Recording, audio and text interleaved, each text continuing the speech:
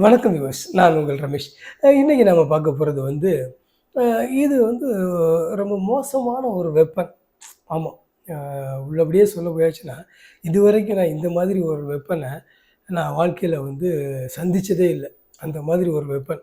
அதாவது இது ரொம்ப சாஃப்ட்டான ஒரு வெப்பன் தான்.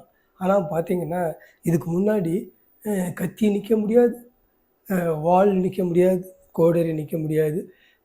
அப்புறம் துப்பாக்கி நிற்க முடியாது, பீரங்கி நிற்க முடியாது, ஏன் ஏவுகணை நிற்க முடியாது.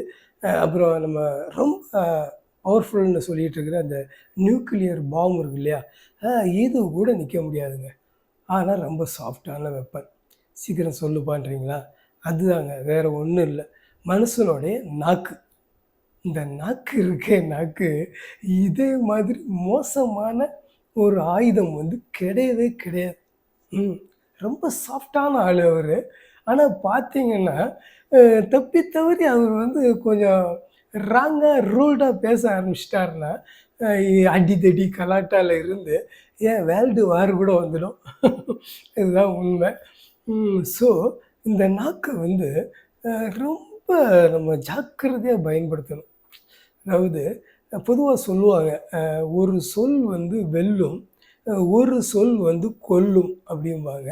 ஸோ, அப்படிப்பட்ட மிக பயங்கரமான ஒரு ஆயுதங்க இந்த நாக்கு.